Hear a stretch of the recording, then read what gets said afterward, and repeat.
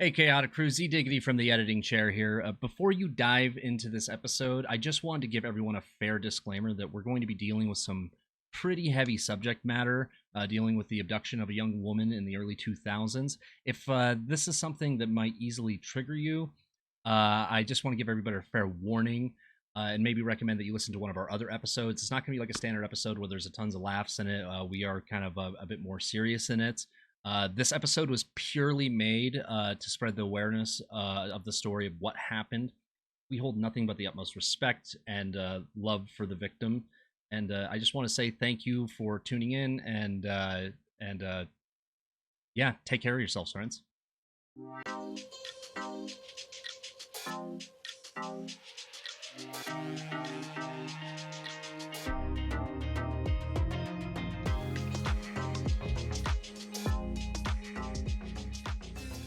Hello and welcome to the Chaotic Pubcast. Welcome to episode 1 of season 3. We made it to season 3. How the hell did we do it, guys?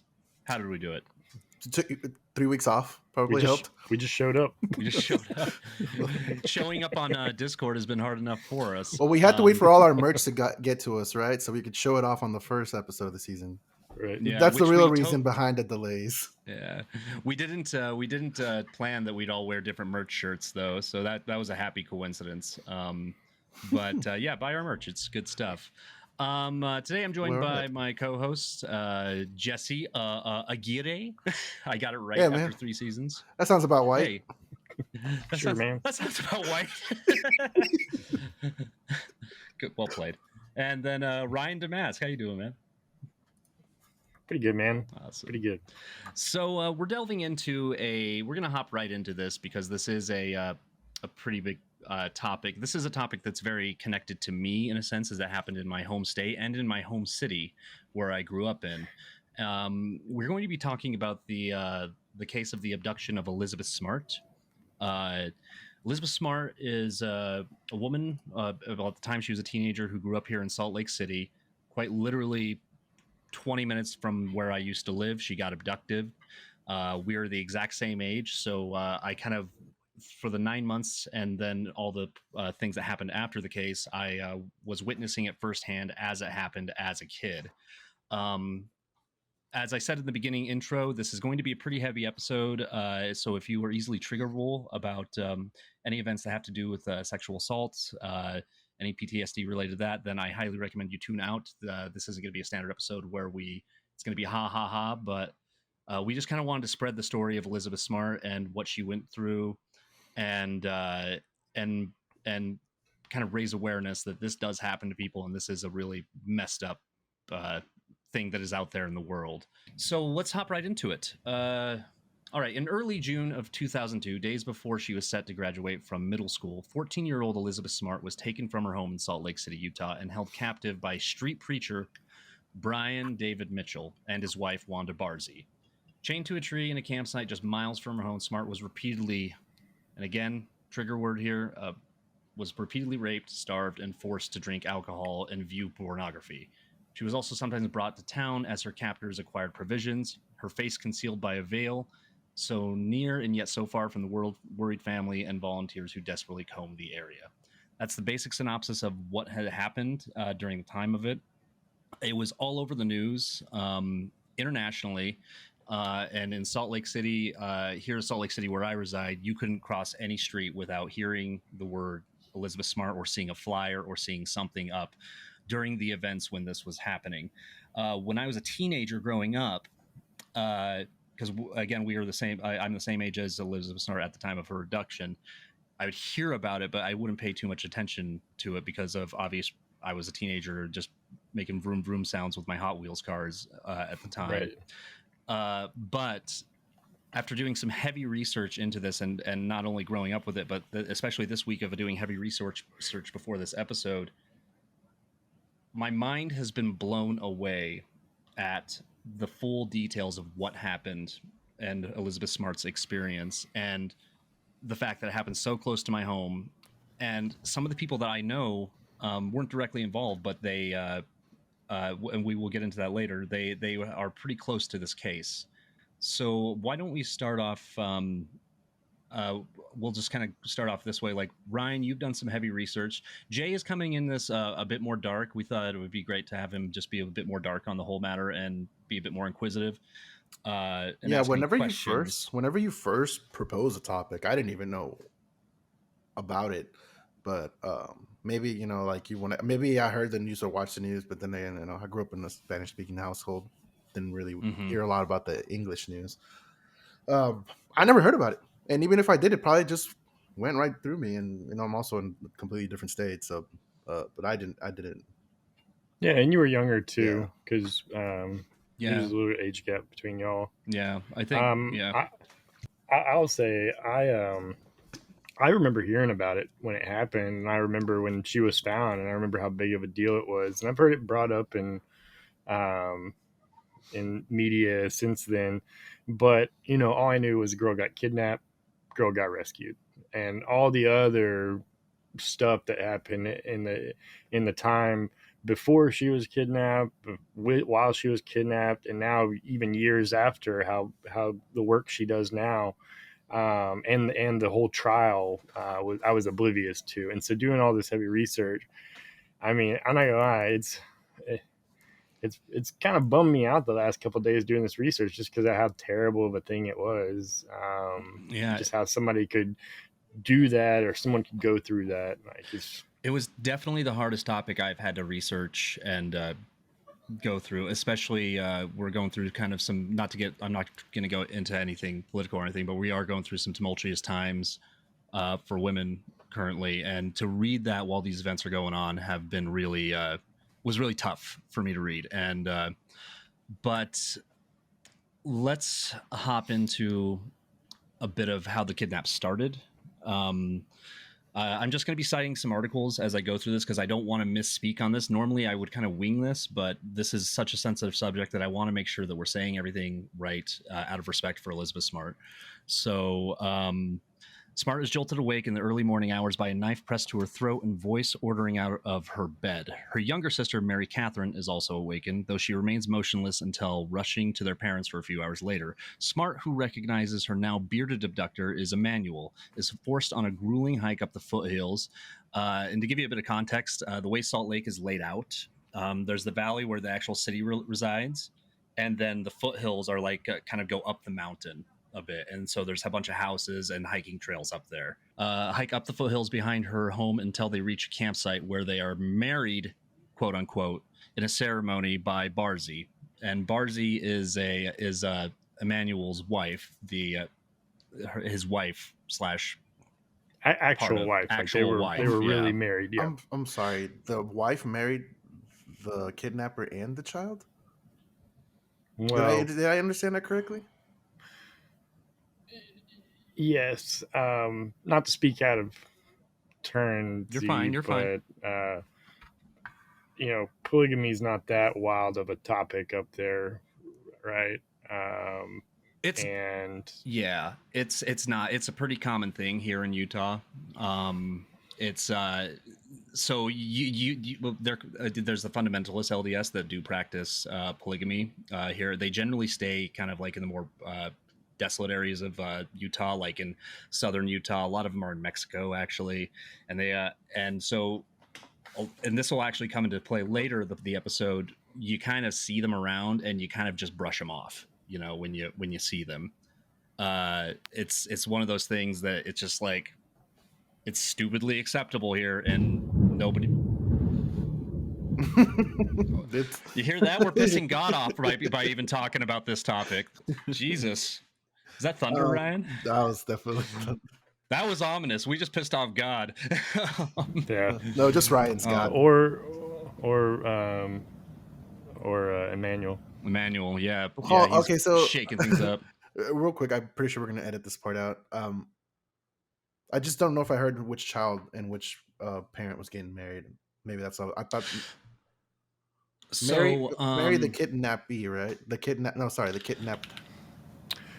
Yeah. So basically, this guy that we're talking about. I'm gonna have the right names. Brian David Mitchell. Yeah, I need the right name. Yeah, Brian David Mitchell. He was actually married to what's her name? Elizabeth Barb. Barzee. Wanda Barzee. Sorry, Wanda Barzee. And yes, that was messed up. He kidnapped Elizabeth Smart, brought her back to this camp where his wife was waiting. His wife took her in the tent, uh, did some religious babble to her that she was kind of just trying to tune out because she just got kidnapped and trying to figure out what the hell's going on. Mm-hmm. And then Wanda basically said, "You're now married to Brian David Mitchell." Mm-hmm. Yeah. So they're not even related. So it's not even polygamy, right? I mean, You're thinking of. I mean, that does You're happen. thinking of incest. Yeah, but that does you're happen. Right. You're right. I'm sorry. But that has been known to happen in polygamy. So wait, so it's okay. You're fine. So basically, yeah, they got married. They got taken on as a second, as he unofficially took her on as his second wife, and he claimed that it was the will of God. So what proceeded to happen over the next few weeks is they stayed in this camp, and Elizabeth Smart was shackled to a tree by her ankle with a cable that had maybe about a 7-foot range, and for months she was chained to this tree, and they would, and he would consistently, and this is even uncomfortable for me to talk about, he would consistently like sexually assault her, feed her booze, make her watch pornography, and while at the same time saying that this is the will of God, and if she screams or does anything to try and escape, she will kill her and then go kill her family.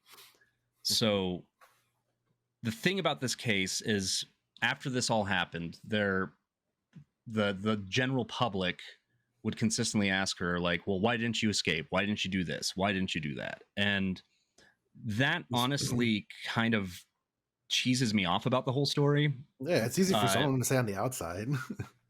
Yeah. Like from an outside perspective. I won't go too much into the Utah culture here, but there is, and Ryan and I kind of talked about this briefly, there is kind of an overarching derpiness in Utah of, and I'm not like, please don't at me at the emails or anything like that. Like it's just, I'm just stating that there is kind of like this attitude here in Utah. So kind of like an ignorance is bliss type situation. Ignorance is bliss thing. Yeah. So when all these awful things are happening to Elizabeth Smart, like people just kind of shrug it off. He's like, why don't you do that? It's a matter of like, she was 14 years old when this happened. Like, how would you, as 14 years old, let's say in a hypothetical situation, if you were abductive, how would you respond? Like, and this guy was threatening to kill your family, abduct your sisters and everything. Like, how would you react? You don't know. We could we could be hypothetical all day, but I guarantee no person in the world who has not been through it, myself included, could ever begin to imagine that situation or what we would do in that situation. If I got kidnapped today at 31 years old, I don't know what I would do in that situation, right? Like, yeah, like I'd piss myself first, frankly, which is, I don't think I would, and the way, based off the research I'd done, that she composed herself through this entire ordeal is really just a testament to like how brave of a person she is. And researching the stuff that she's done after the fact of the abduction, she's kind of a badass, it's like, and not to mention just the general fear and clinging for survival. But one thing that they haven't really mentioned in a lot of interviews, but they kind of broached it a little bit, she was like very malnourished. Like there was days where not only her but Wanda couldn't barely stand up because they would go so long without food or water. They talked about it in the biography that we watched, or the interview, that he would just Emmanuel or Brian or whatever you want to call him would go out to town from their camp preaching or ministering, as he would call it, when he would really just go panhandling. And usually he would spend that money on beer or wine and bring beer or wine back to the camp, just try to get Elizabeth drunk and then take advantage of her, but would rarely bring them food back. I think one instance he brought back like a half-eaten bucket of KFC chicken, and that was like all the food they had in forever. I'm just, they did in the research I did. They didn't really state much of what she did Like she was basically the one. He would leave the two wives, or Mhm. Wanda and Elizabeth, I should say, at camp. And then, like Brian said, he would go gallivanting, panhandling, spend shit on booze, and then come back. All right, And so then, maybe my question was then, what makes Wanda a terrible person? Let's go into that. So the way Elizabeth described her, she basically treated her like a handmaiden, and Mhm. like she was secondary and stuff. But I mean, honestly, just treated her not like another wife, Mhm. but like her husband's sex slave, Mhm. right? Like, just treated her really terrible. Would talk terrible to her. Obviously, kept her chained up and stuff while he was away. Didn't try to help her at all. Mhm. But there were times where Wanda, I mean, and I mean this. I don't know how to say it. She was somewhat a victim of her own accord. Like, I mean, she could have walked away anytime as well, but she was somewhat a victim too. I mean, she's out here having to live in the woods, being starved because she's been kind of brainwashed by this guy too.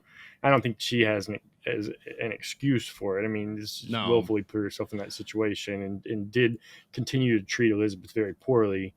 Um, but this just all goes back to how fucked up of an individual this guy is, and how he tried to work people's minds around him and stuff, and how much of a manipulator he was. So the so did so sorry, Z.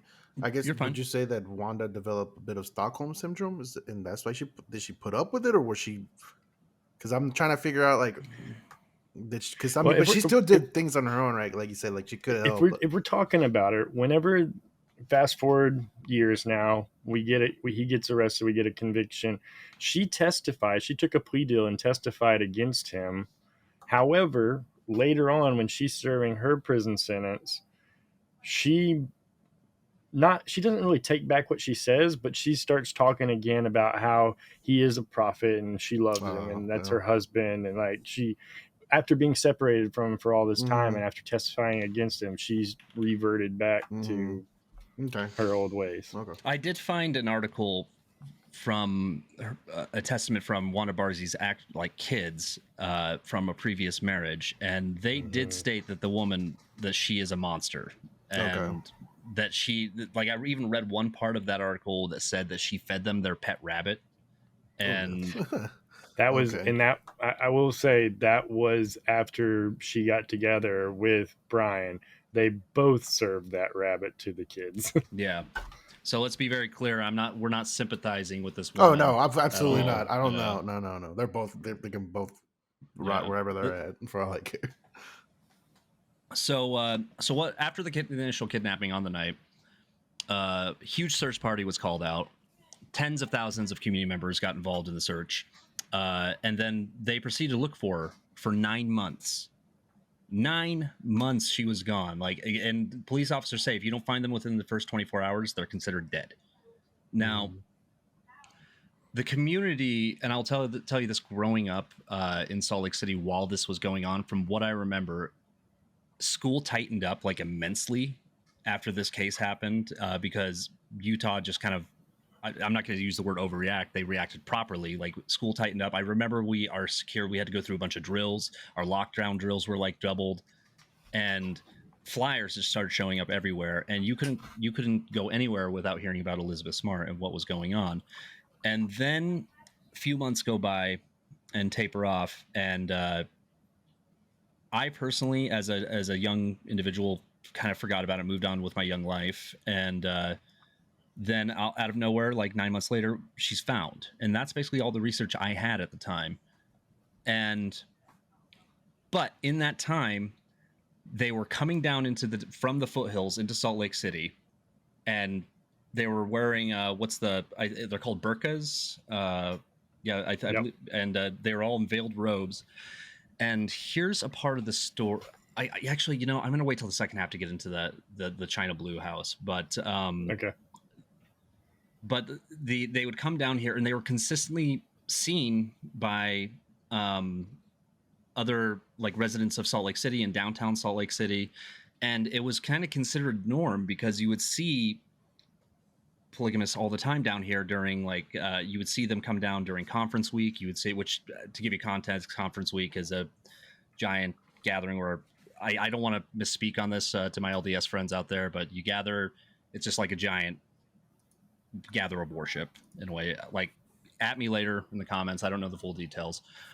And so you just see them around. So like people would see them and they'd be like, well, whatever. And that's kind of like what infuriates me about the whole thing is the lackadaisicalness that, because there's a lot of lackadaisicalness that surrounds this case with the search of her, and a lot of like things that was like the cops did wrong that I feel like, which we'll get into. Like, Ryan, what did you find as far as like there's one case where they actually, where the cops would like they are actually approached by a homicide detective. So there's so many situations where she was like almost found, right? Like initially when they were staying up in the woods full time and search parties were just beginning to come out, I think, you know, 2 to 4 weeks into this, she recalls hearing someone calling her name, like in the woods, like she could hear them. They were that close. And of course, upon hearing this, Brian David Mitchell put a knife to her and said, "Don't say anything or I'll kill anyone who comes into the camp." Later on, obviously, they're walking through the streets of Salt Lake City. And like Z said, everyone's just like, "Oh, there's just some people in religious attire walking through the street." And that's really all it was. And they would go, you know, to the store. They would go to a party on one occasion, and get like hammered. Mm-hmm. And a library at one point. Oh, the library is the big one for her because if you're cool moving into this, go for it. Go for it. So at a certain point, about halfway through her kidnapping, about 4 to 5 months, Brian David Mitchell decides, hey, we're going to pack it up and we're going to move to San Diego, and we're going to basically go around to all the LDS churches in San Diego, find our next targets, and kidnap some more girls there. It's too hot in Salt Lake for that. Probably have a better chance in San Diego. So he was wanting to go there to get more victims and to be somewhere warm for the winter, because at that point it was like late August. Anyway, so they go to a library to look at some maps of like how they're going to get to San Diego and like where to go once they're there. And they get someone is suspicious, thinking it's Elizabeth Smart, which is crazy to me that a normal citizen would say, I think that's Elizabeth Smart, calls the police. The police come, one officer, one detective, and she's in her burqa, and he comes over and he was like, I need to see her face. And Brian David Mitchell gives this whole big spiel about, oh, that's against her religion. The only people who will ever see her face are me, her father, and her future husband. And like basically acting like that's his daughter, and goes on and gives him this big spiel about, if you just go start ripping religious burqas off people's heads, we'll bring the full police force down. That goes against my religious freedom, and yada yada yada. Gives him this whole big thing, and eventually the cop just has to be like, okay, I can't, risk, being in a situation where I'm unmasking some person's daughter that goes against their religion and I'm wrong, and so walks away. Yeah. So he basically, in a way, Jedi mind tricked his way out of it, and that's like, that's his thing. That's his thing, and that's what he was good at. Like, and Jay, do you have any questions so far, by the way? Okay. No. And that's just his thing. And so that the almost of it, and this is kind of something I wanted to a little bit touch on without getting myself in trouble with my local Utah community. There is a culture here where Utah is a very friendly and giving state. Everybody, and you guys, like we're all just kind of friendly, and that's just in our culture. It does frustrate me that the niceties and the willing and people unwilling to kind of break the mold for 1 second and drop the niceties and drop the whole, like, because a lot of it is just a fucking facade anyway, facade of a proper functioning society. if that makes sense of what I'm trying to say, like if they just took 1 minute, just 1 minute to just drop this whole like da da da da da, like oh hello bullshit, then she could have been found much sooner, I feel like. And I feel like not only it was crossed into like the actual like general public, but in the police officers as well. And I think that is and that is a cause, because Utahns, they hate conflict. Utahns hate conflict. It's a thing. And I feel like that was a moment of conflict where they probably could have just gone a little deeper, or I don't know, tailed the guy, or I don't know. I'm not familiar with the legal system, but they got a hunch that it was Elizabeth Smart, and then he says no, it gets, and then they never address it. Like they just drop it, and that's only one instance with the cops. Yeah. And so that's one of those situations where people, of course, came forth and was like, Elizabeth, the detective was right there. Why didn't you say something? Why didn't you rip your mask off? Or why didn't you rip your veil off? Why didn't you yell? So this whole time, the moment the police officer walks over there, she's sitting by Wanda Barzee, and Wanda is squeezing her leg as tight as she can, basically like, I'll kill you. And let's not forget, this whole time she's been kidnapped, this 4 or 5 months, nearly every day, Brian David Mitchell is telling her, if you try to run, if we're in public and you ever scream, not only will I kill you, don't forget, I know where your family lives. I'll go back and murder all them too. She's been told this every day for months. So yeah, she's not gonna yell out.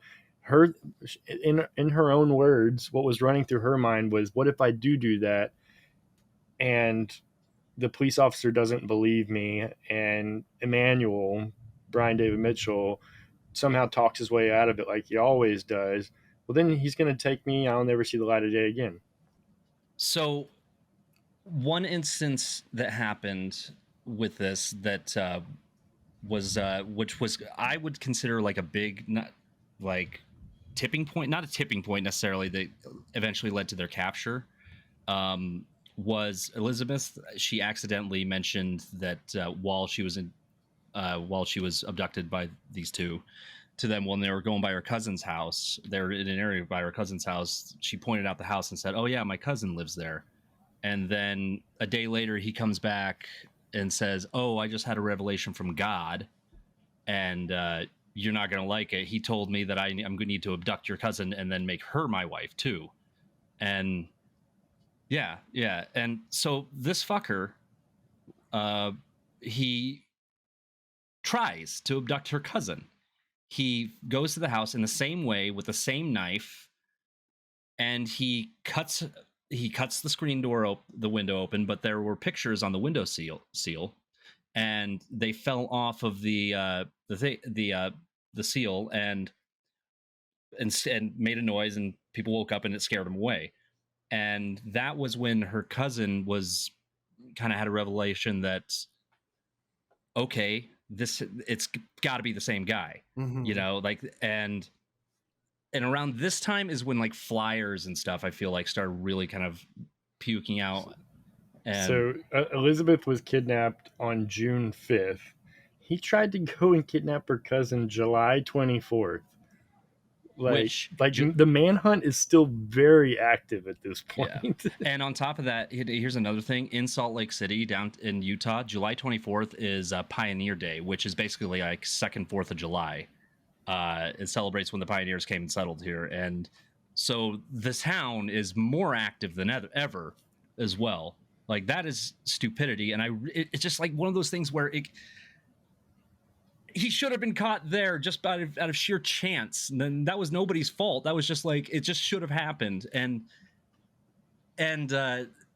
once that happened, like, they informed, I believe her Elizabeth's dad's name is Ed Smart, correct? Ed. Yeah. Yep. So Ed Smart, he got his first, and this poor man, he hadn't slept for weeks, months, lost a whole bunch of weight. And he was just out of, like, he got his first like inkling of hope that her and her uncle, like him and his brother, Elizabeth's uncle, got their inkling of hope that she might be alive and that this could be related. And then here's where the cops fucked up again. Okay, so the cops go and investigate this, and then they They couldn't find any leads. They assumed that it wasn't related from what the articles that I read. Yeah. They assumed that it wasn't related. And that's that fucking derpiness that I'm talking about that's in my state.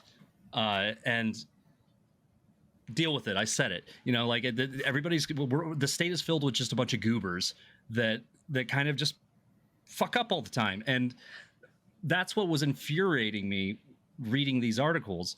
And then that they accused another guy, Richard Reese, and they went all in on this guy for a bit. And he had an alibi. There were no evidence to back it up, but they went all in on this guy, and he passed the polygraph test. But then one family member of the Elizabeth Smart family fails a polygraph test after having no sleep, and the media just went haywire with this and pointed all everything towards the family, thinking that it was an inside job. Yeah, the uncle, one of the uncles. Yeah.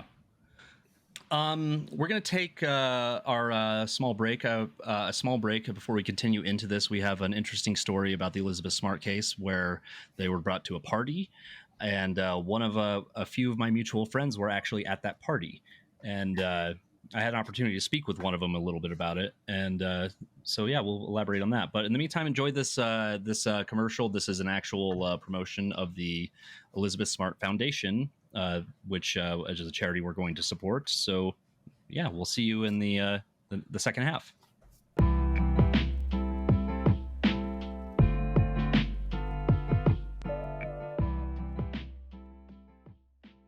Hey everybody, Z here. I just wanted to say thank you for listening to the episode so far, and I'm going to take this commercial time to raise awareness for the Elizabeth Smart Foundation. We found the Elizabeth Smart Foundation while we were doing research for this episode. It's an amazing cause that's mission is to end victimization and exploitation of sexual assault by using prevention, recovery, and advocacy. You can donate to the foundation via their website, elizabethsmartfoundation.org.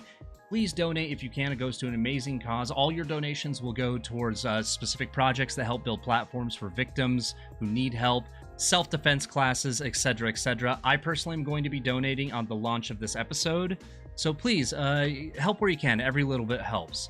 And again, thank you for listening, and we'll get you back to the episode. Bye.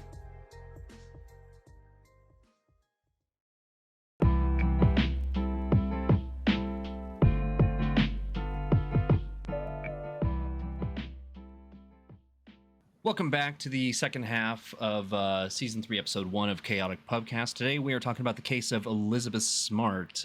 We've delved into a little bit the initial kidnapping and some of the close calls of her being found. I'd like to, and we're going to continue with delving into some other events that happened in the time that she was abducted. This is purely out of respect to Elizabeth Smart and all other victims of abductions and sexual assault. Which, as you heard in the commercial, there's the Elizabeth Smart Foundation, which you can donate to, which we will be donating to as well. So please spread the love if you can. We're going to get back into some of the events that happened. One thing I want to talk about David or Brian Mitchell. Is it Brian David Mitchell or Brian Mitchell David? Brian David Mitchell. Brian David Mitchell. I hate those three name people, especially this one. Yeah. Especially this one. But so, Ryan, you did more research into this man's upbringing than I did, I believe. I was more or less focusing on the events that happened locally in my town. One thing that you and I mutually discussed before we started the episode is his Emmanuel, as he went by. His dad was was even worse of a person. He wrote this book, which I couldn't bring myself to like look into the article of the book at all. But there's not a lot on it. But the basic rundown of the book was what was it preaching, Ryan? It was preaching something. Hold on. I'm getting there. I guess I killed that tab. So the book was called Spokesman, or it's a book, more like a manuscript, if anything. But it's called Spokesman for the Infant God or Goddess, Volume 1, which there was never another volume. You can actually go Google this right now, and the book pops up on Amazon and Google Books. It's not available. And for what I understand in my light reading of articles and stuff, is like less than a handful of people ever actually read this book. But the synopsis that it gives on Amazon is it was written by Sherrill Mitchell, who is Brian David Mitchell's father. He says that he is the mortal messenger of deity called to reveal the truth about human evolutionary potential. It's a 900-page manuscript, and it was completed in 1997, which is the same year that Brian launched his own prophetic ministry. Sherrill teaches that human beings collectively constitute the body of an infant deity, just as cells constitute our own bodies. And the infant deity, who is the offspring of the sun, who is a goddess and a male companion star, has been gestating over the last several million years of human evolution and is now ready to be born. This birth will occasion a radical transformation in society, and in the new age, following the birth of the infant deity, people will follow an all-natural vegetarian diet. Children will engage in erotic play without repression, and teenagers will freely copulate for the purpose of procreations, and adults, having sexually satiated themselves during childhood and adolescence, will live in celibate ecstasy. Marriage will be done away with. All kinds of stuff, talking about revelation and divine, blah, blah, blah, blah, blah, blah, blah, blah, blah. Yeah. Jay, you're in social work and everything, and you and I kind of wanted to hear your takes on all of this, because this does it's I personally don't like anything that has to do with kids being harmed, sexually assaulted, anything like that. It's something none of us want to talk about, but it's something that is incredibly prevalent. It happens all over the fucking United States and all over the fucking world, for that matter. And it is an awful scourge of the goddamn earth. And I just want to, like, as a social worker, like, do you have any takes, like, on, like, I guess what's your take on this so far? I'm trying to find a direction to go and trying to find an appropriate question to ask you, but you can just ask it. Just say whatever you want to ask. What do I think of all this? I mean, it's insanely fucked up. Yeah, obviously, right? The basic psychology of Brian Mitchell David, or Brian David Mitchell, where the fuck his name is. I didn't even bother to memorize his name because he's a pig. But I mean, so just let me just clarify real quick. The book that you just described in detail, Brian wrote it, or his dad wrote it? His father. And it's about what he believes, or what Brian believed. What his father believes. So this is already this treatment. Exactly. Yeah. Okay. So he's already carrying those ideologies. So let me give you a little background. Let me give you a little background on the father and the upbringing, and then I think I can help you answer this question a little bit better, right?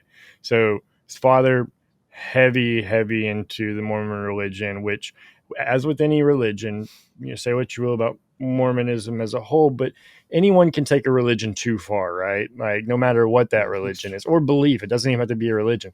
However, in this case, his father, it never said his father, no one's ever mentioned like his father was like physically abusive or sexually abusive or anything like that to Brian, but he would do things like try to make him more independent by like driving him out into the middle of nowhere in Utah and having him find his way back home.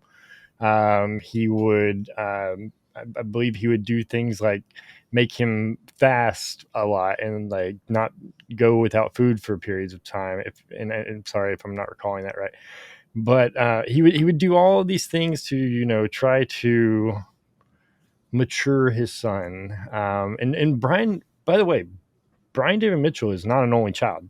He has multiple siblings. I think he has like 6 siblings, one of whom is like a mental health specialist. His father was a social worker, if I'm remembering right. Anyway, I guess the question would be more like how some beliefs like this and how that kind of upbringing can shape an individual, not necessarily excuse them. Brian's father was a social worker. Yeah. Okay. I mean, he was a social worker who was trained and grew up in the 60s and 70s. So, I guess different. I guess so. Yeah, I don't know what social workers did back then. Yeah. But, okay. No, that's it. Ryan's looking something up. Brian Mitchell, he claimed that he was insane at the time when he went to trial, and he shouldn't be arrested at the time of that. I want to know what the hell drives somebody to do something like this.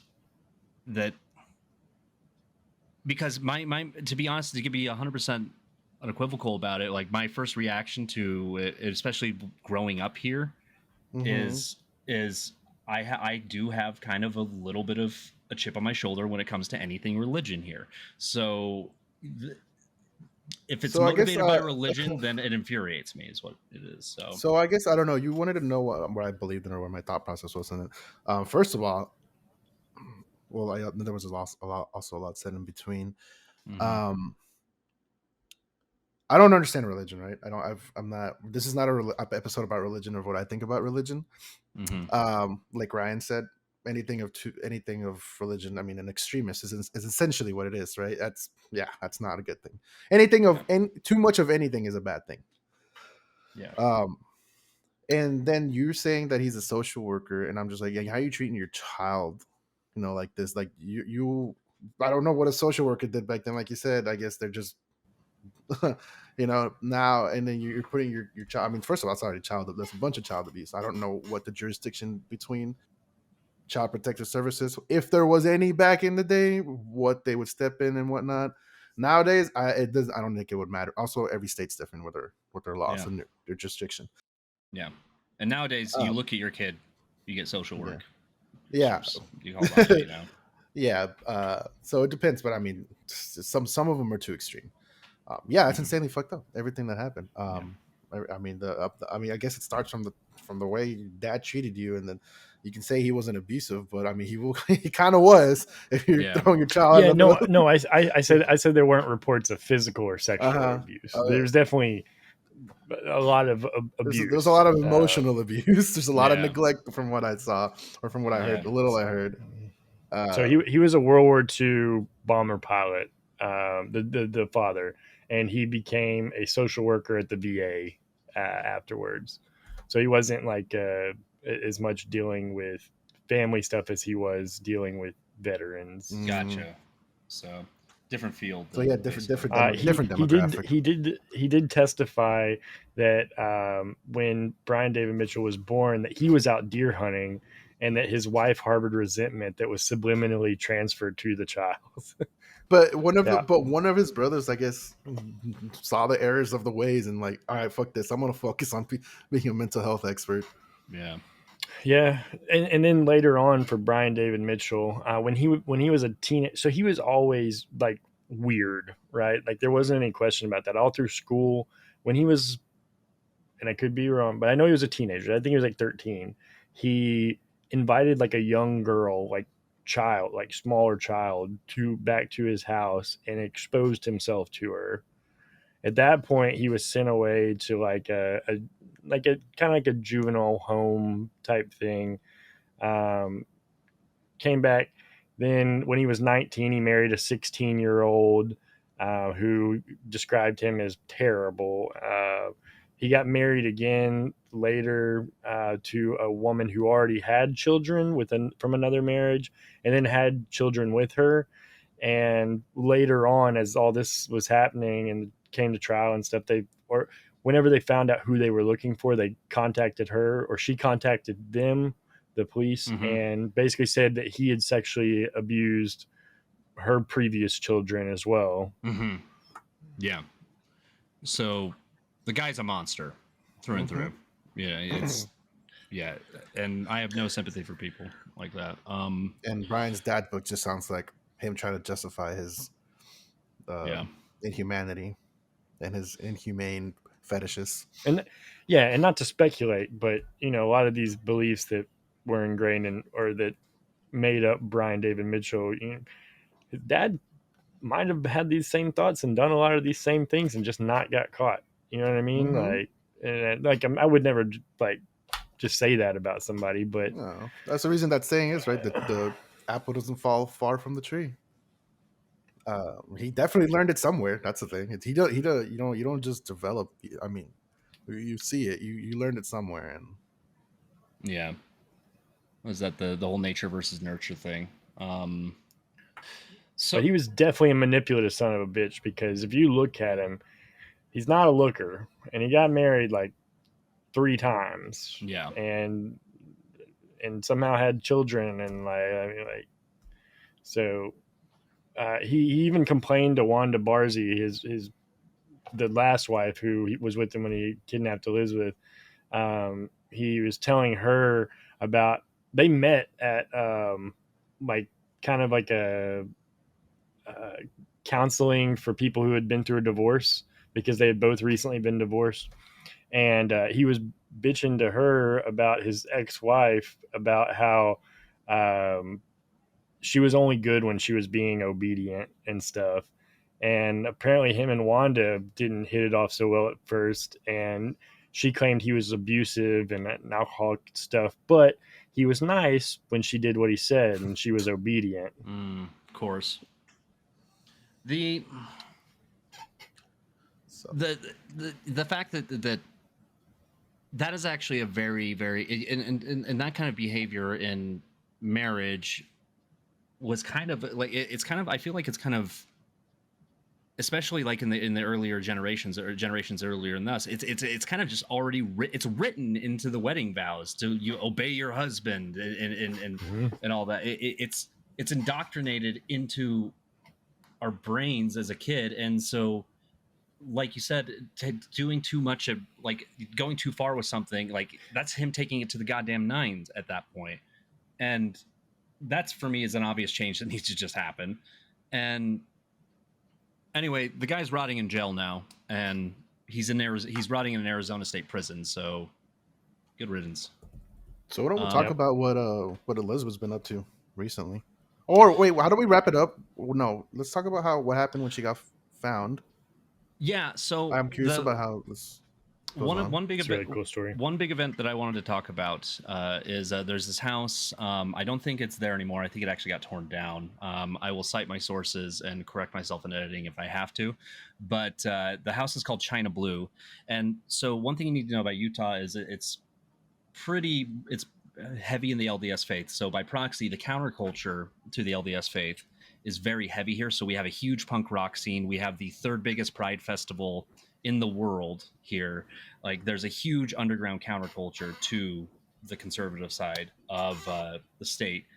So there's this house called China Blue where all these huge parties would happen, and there would be fire dancers, the punk rock kids would be there, and this is all in the early 2000s. And all three of them, Elizabeth Smart, Barzee, and Mitchell, they all went. They went to this party in their burqas. They just made their way through the backyard, and it was a party, so nobody thought of anything. And he started like drinking all the booze, a homemade moonshine that the host of the party made, and he got really belligerently drunk, and then eventually asked to leave and freaked out and left. However, so there are a bunch of pictures of him at this party, and the Watering Hole, the local bar that I drink at, that's where all the old punk rockers hang out. One of my friends, who I won't give his name out for the sake of respect, he was at that party and saw them, and it totally interacted with him. And he said he was the most like surreal, like weirdest conversation that he ever had. Like, this guy was friggin' nuts, and my friend, he's a punk rocker, so like, those guys are pretty open to anything, and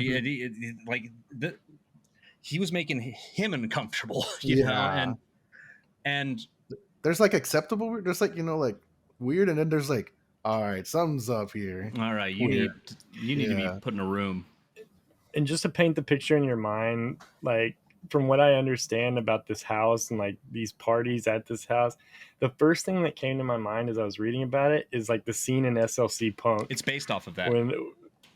Okay. Yeah. Okay. I figured as much, because you got all the different groups of people that are all partying together. Yeah. It's totally based off of that. And that's Salt Lake City, baby. It's a beautiful place. So, all kinds of people here, man. And that was kind of like when we started. I feel like, and correct me if I'm wrong here, Ryan. Like, that's when I feel like Elizabeth started kind of getting a bit smart. No pun. I'm not trying to do a pun there. Like, with, I need to actively get home, or actively pull myself out of the situation. And she did a lot of things to one of my favorite things that you brought up, Ryan, when they went to San Diego, where she basically used the power of suggestion and played his own game against him to make them navigate back to Salt Lake City, because they were in San Diego for what, 2 months? No, let's see. She was kidnapped in June. They headed to San Diego in like September-ish, and then she didn't get rescued until like I think it was like April of the next year. I think they rode out a lot of the winter in, and you, yeah, keep me honest, but I think they rode out a lot of the winter in San Diego, but they had nothing. They were basically doing the same thing. They were like living homeless and not eating much, and things weren't going their way. There was a time where Brian David Mitchell went into town, tried to steal a couple beers from a gas station, and got caught and arrested, and then released. And once again, to his manipulative skills, there's an interview of him like whenever he got booked for stealing these, and he was like, I've just been really struggling with my faith, and it's been 22 years since I've touched a drink. And this guy's drunk every day. It's been 22 years since I touched a drink. It was a moment of weakness for me, and I regret it, and I know in my heart it'll never happen again, and shit like this. And like they were just like, all right, buddy, get on out of here. Say what you will, but the guy, like the man, could talk his way out of a lot of situations. Yeah, he definitely had a silver tongue, from what I read. But you're right, Elizabeth. After spending all this time with him and learning how he does all these manipulative tactics, she started Learning. fakely cozying up to him, like trying to almost convince him that like he had fully gained her trust, and like that she was actually on board with this now. And so whenever they're about to leave Salt Lake City, he's talking about going to another big city like New York or something like that. And she was like, no, I have to take this opportunity to get back to Salt Lake. And she's like, well, you're the prophet, Emmanuel. I feel like God wants us to go back to Salt Lake. Why don't you talk to God and see if God wants us to go back to Salt Lake City? And really just like try to stroke his ego and his madness. And that led him to, yeah, you know what? God does want us to go back to Salt Lake City, like, Exception him. Yep. Yep. So they started going back on a bus to Salt Lake City, and it was Wanda and Elizabeth sitting in one row, and then he was sitting in the seat in front of them. And eventually, they were like almost back to Salt Lake City. What's the town, Z, that they got picked up in eventually? Sandy or something like that? It's probably in Sandy, if I remember correctly. Let me look it up just so I make sure I'm being accurate. So somebody on the bus started Sandy, trying to talk Utah. to Elizabeth. Started trying to talk to Elizabeth, and it was really making Brian David Mitchell upset. And eventually, this guy started being like, "Is that Elizabeth Smart?" Basically, like almost like calling him out on it. And at that point, like the next time the bus stopped, like he made them all. Brian David Mitchell made both the women get off, or woman and girl. Yeah. Sorry. And they were just walking through town. They were carrying like all these bags and shit, just looking really suspicious. And eventually, at this point, the police already know it was Brian David Mitchell that took Elizabeth. They've gone through all the motions to finally have it nailed down. So someone sees him with these two women, calls the cops, and they come and question him, just like on the side of the road. And Elizabeth's scared to death, to like she will not talk to the police officer. She has this whole line that he's made her recite about, oh no, my name is this and that, and I just moved here from my mother's. This is my father and my stepmother. And the cop takes her aside, and he was like, just tell me you're Elizabeth Smart. He was like, I know it's you. Just you need to say it though. And she, for 45 minutes, she denied that she was Elizabeth Smart because she was so scared of the man standing 100 feet away from her, staring at her the whole time she's being questioned. Yeah. In Elizabeth Smart's Ask Me Anything, somebody asked her, what misconceptions about your abduction would you like to make people more aware of? And this is something that I want to make very clear about it. That she couldn't just run away. She couldn't just scream out. Everything I did to survive. I never suffered from Stockholm syndrome. I never identified with my captors or cared about them. Every decision was made with survival in mind. Unquote, Elizabeth Smart. So that's something I want to make very clear. I don't want anybody to listen to this episode to be like and become the people who are like, why didn't this? Why did that? It's first off, she was 14 and she cared for her family. And if I was put through that at 14, I don't think I would have made it personally. And which is a testament of how much of a badass she really is. And I have nothing respect for her through this entire thing. They picked her up in Sandy, Utah, which, to give you a little bit of context, from Salt Lake and Foothills, in the Foothills area where I live. I live kind of close. I live about 5 minutes away from Salt Lake City. Sandy, Utah is about a 15-minute drive away from where I am sitting right now. So they picked her up there, and then from there, she was reunited with her father at the police station, and that's when she finally realized that, okay, it was finally over. And then the haze of, which is something I kind of want to delve into, the haze of media and the awful, awful general public just starting to throw all these things at her started happening. But rather than becoming bitter about it and becoming a toxic person and just shutting away, she became an advocate against sexual abuse. She became an advocate and does TED Talks and tells her story, which any victim, and I can only imagine, and I stress I can only imagine, nobody likes to talk about those kind of experiences. So it's definitely tough to talk about them. So that's a lot of that just shows how strong she really is. That she's able to like openly speak about her experiences and just for the sake of raising awareness. And so like Elizabeth Smart is just a name that you'd hear, like it kind of just is synonymous with Utah and being a Utahn. And so I would just kind of be like, oh yeah, Elizabeth Smart, well, we all know about that. And it went from her just being like a face and a name that I knew to like she's actually become like quite a superhero to me. And she was one of the prominent figures at the head of getting the bill passed in Congress for making the sex offender registry under George Bush. Yep, and a child abuse bill for sexual abuse for children in Utah. And she was on. And this is how a bunch of a bat. And this was in 2010. I think she did this all. I think that was all went down.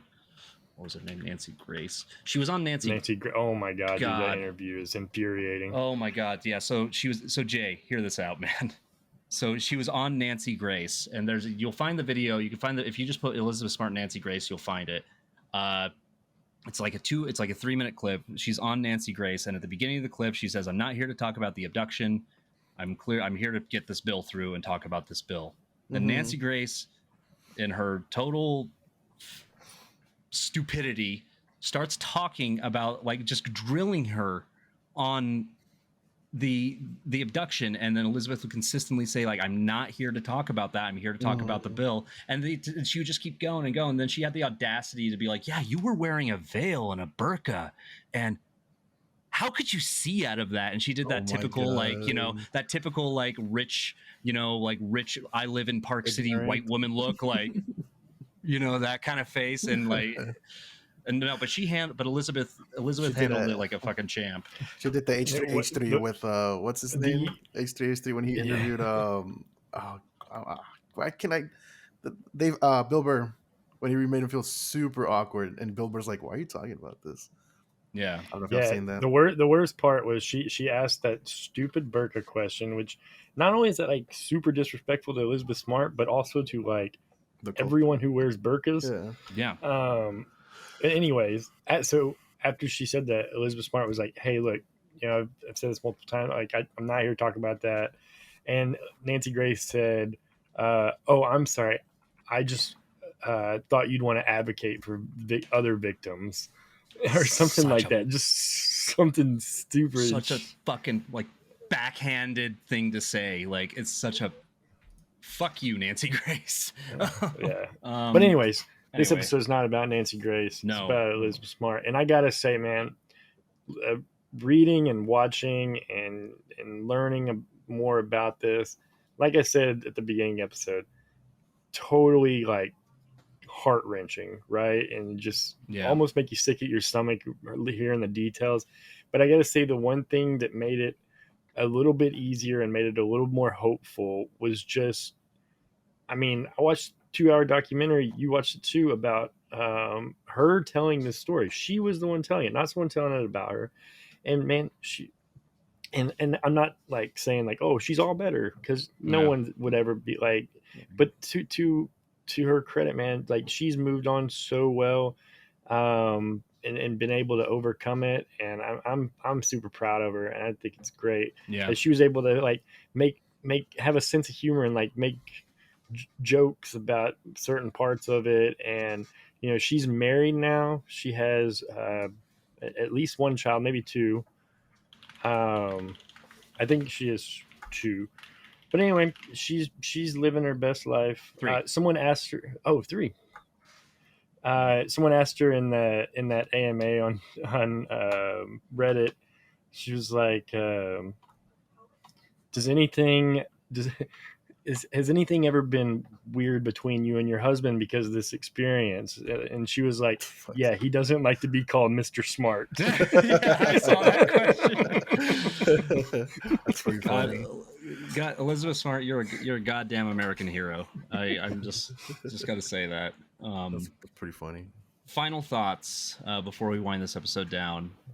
Y'all never said how it ended. I mean, y'all said that the cop found him, but then what happened after the? Yeah. Yes, you take it if you want. No, go ahead and take it, Ryan. I think you more succinctly put it forward if you. Okay, so like I said, she was questioned like on the side of the road for like 45 minutes and just kept denying. And finally, they were like, "Okay, we got to get off the street, go back to the station." So they put each of them in a different car. They put Brian in one, they put Wanda in one, they put her in another, and they started heading back to the station. And the police officer with her, the detective with her, was like, "Look, you're separated from them now. You will never see him again. You have to tell me it's you." And she said, thou sayeth, or something, because that's how they had been speaking between themselves for 9 months. They spoke in this old English, like very biblical way of talking. And the police officer was like, "What?" Anyway, I'll take that as a yes. And basically like took her back to the station. Yeah. Like, I mean, he, at that point, she'd removed her veil. Like, he saw her face. He knew it was her. He just needed her to say it. And he just took that as a yes, got her back. And her dad came in, like Z said, and she was so stunned that like she didn't even stand up until he like walked over to her and like grabbed her. And then she just like hugged him tight and like realized it was real, realized it was over finally, and went back home and was reunited with her slew of siblings. Yeah.